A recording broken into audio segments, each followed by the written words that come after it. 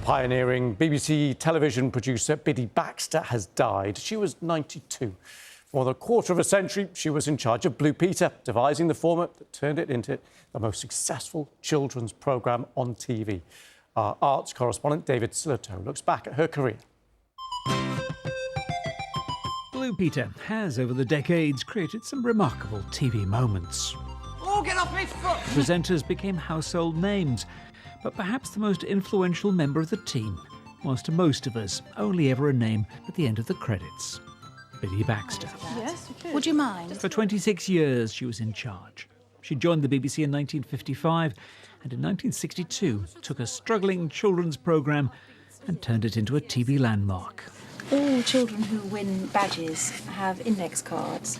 Everything from Blue Peter badges and the card indexing of every child who wrote in. And we've done it! To the look and feel of the show was down to her vision of a friendly, informal magazine show for children. And if you're feeling really ambitious, you could have a go. She was an extraordinarily gifted woman. I was always surprised she wasn't made a dame, actually, for services to television, because her approach was one of a kind.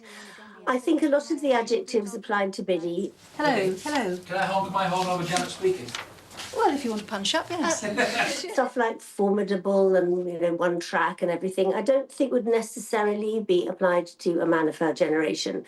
But what she was single-minded about the programme. She loved it very much. And this is the very first showing of the two knockers side by side. But if anyone went off script, what a beautiful pair of knockers. she would move at speed to provide some robust feedback. Could we try a bit of that? Yes. At the end of the programme, if you messed up, you'd hear her heels clicking as she come down the stairs from the studio, and you'd get a right old telling off, and it's not that you intended to get it wrong, but you just, you were doing your best, usually. But I loved, for me, I loved working with that kind of energy and that kind of expectation. Biddy Baxter! But when Sir David Attenborough presented her with a special BAFTA, he said, in the history of BBC children's programmes, no one had been more dedicated, passionate or pioneering.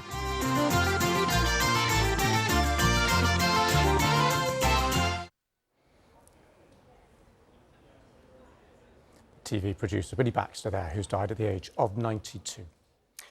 Now, we've been reporting some sad news this morning that the pioneering BBC television producer Biddy Baxter has died at the age of 92. For more than 20 years, she was in charge of Blue Peter, devising the format that turned it into the most successful children's programme on television.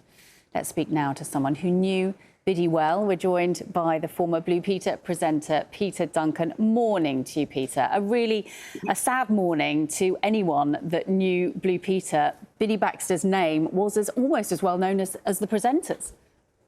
I absolutely agree. She was a true force of nature, and once she, for any presenter, once she wanted you to be part of her programme, you almost didn't have a choice, really.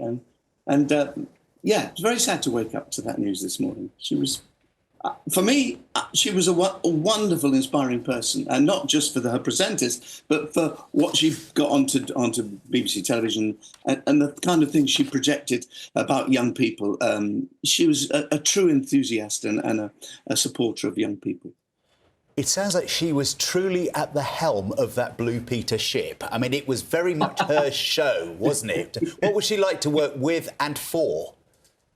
Well, to work with her was interesting because, it's like working in live TV in a big studio, and you get the script the night before, and, she expected a lot of her presenters. And if you didn't come up to, what her standards really, you'd at the end of the programme, if you messed up, you'd hear her heels clicking as she come down the stairs from the studio, and you'd get a right old telling off, and it's not that you intended to get it wrong, but you just, you were doing your best, usually. But I loved, for me, I loved working with that kind of energy and that kind of expectation, really. And she was truly a one-off within the BBC, I think, that if something upset her, she would trail off to see the DG and tell him what she thought, really. So we need people like that now more than ever. And particularly as someone who, for young people, is has created something special. And even people I meet now, though the programme doesn't have quite the same influence that it had because of the proliferation of other programmes and everything else that goes on. But in those days, it was a force. You come home from school and there would be Blue Peter, Biddy Baxter's Blue Peter, and full of great stuff that she'd chosen to be in the programme.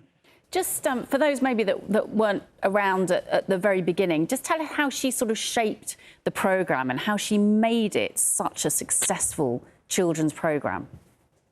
Well, she had a kind of a big staff, and kids would usually, or parents would write in or write in a letter and tell a story about someone, and her team would get onto that person and try to get them on the programme if it was visually good and it was a good story to tell. And I think that's what made it work, that the amount of money that went into backing her ideas up and her staff and her team. And people were very faithful with her. People stayed in the programme. I think there's still people working there now up in Manchester who were on the programme way back. So that's how she ran it. She ran it like, as you said, she was the admiral of the programme, and she ran it with great gusto.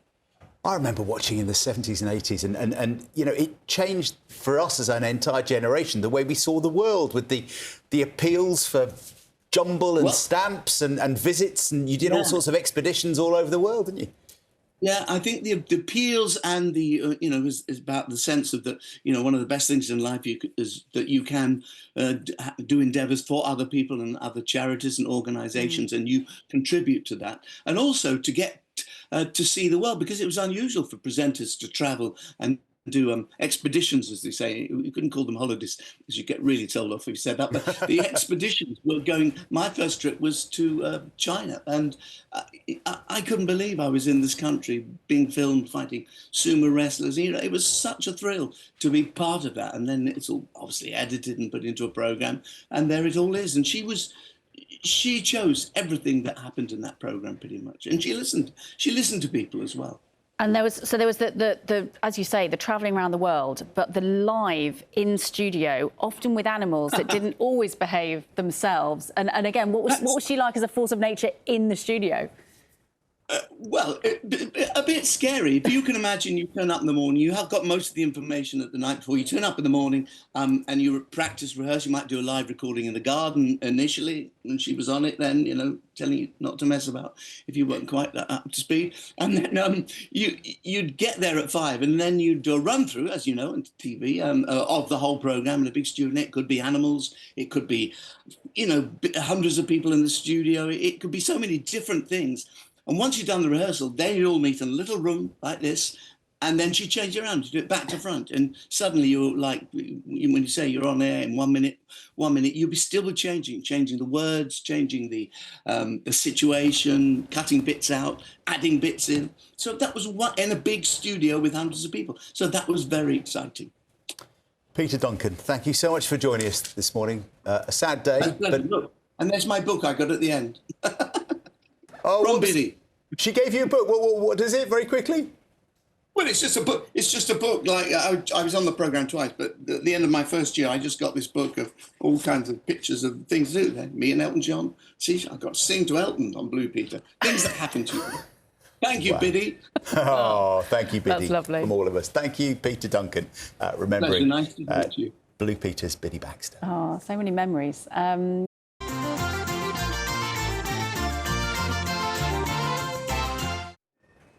The television producer Biddy Baxter, who's died at the age of 92.